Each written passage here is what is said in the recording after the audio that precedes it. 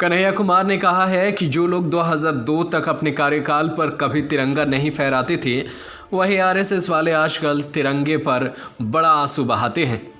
इससे कौन सहमत नहीं होगा कि तिरंगे का अपमान नहीं होना चाहिए, लेकिन पिछले 80 सालों में तिरंगे का संघ परिवारों से ज़्यादा अपमान किसी ने नहीं किया।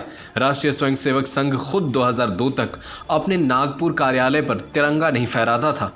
इसका जवाब इन्होंने आज तक नहीं दिया। साल 2001 26 जनवरी को नागपुर के आरएसएस मुख्यालय में राष्ट्रप्रेमी युवा दल के 3 युवक घुस गए और तिरंगा फहराने का प्रयास किया। ये तीनों थे बाबा मेंढे, रमेश कलम्बे और दिलीप चटवानी। इन तीनों के खिलाफ एफआईआर दर्ज हुई और 12 साल तक मुकदमा चला।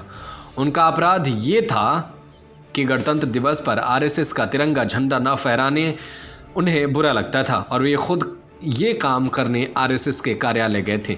इन तीनों को अगस्त 2013 में नागपुर की एक अदालत ने बाइज्जत बरी किया था। इस कांड के बाद 2002 में आरएसएस मुख्यालय पर तिरंगा झंडा फहराए जाने लगा।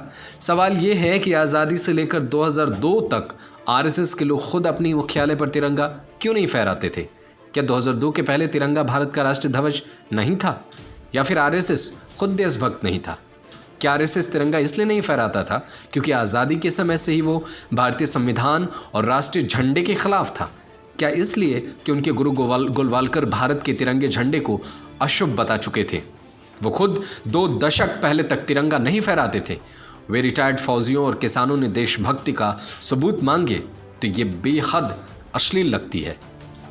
क्या आरएसएस तिरंगा इसलिए नहीं फहराता है क्योंकि आज़ादी के समय से ही वो भारतीय संविधान और राष्ट्रीय झंडे के खिलाफ थे? क्या इसलिए कि उनको मना किया गया था?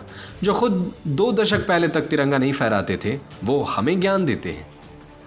आरएसएस के सरसंघचालक गोलवालकर ने गुरु पूर्णिमा पर एक सभा को संबोधित करते हुए कहा था, सिर्फ और सिर्फ भगवा ध्वज ही भारतीय संस्कृति को पूरी तरह प्रतिबिंबित करता है।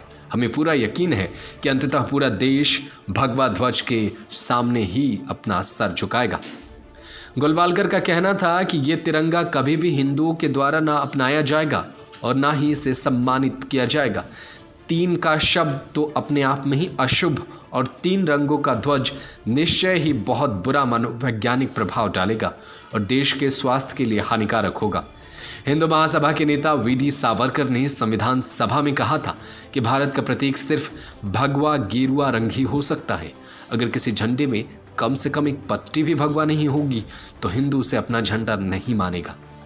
आज़ादी के बाद भी इन्हीं की ये हरकतें जारी रही। आरएसएस ने कभी तिरंगे को भारतीय राष्ट्रीय ध्वज नहीं माना, लेकिन 2002 के केस के बाद देशभक्त बन गए और अब दूसरों से देशभक्ति का प्रमाण पत्र मांगते हैं।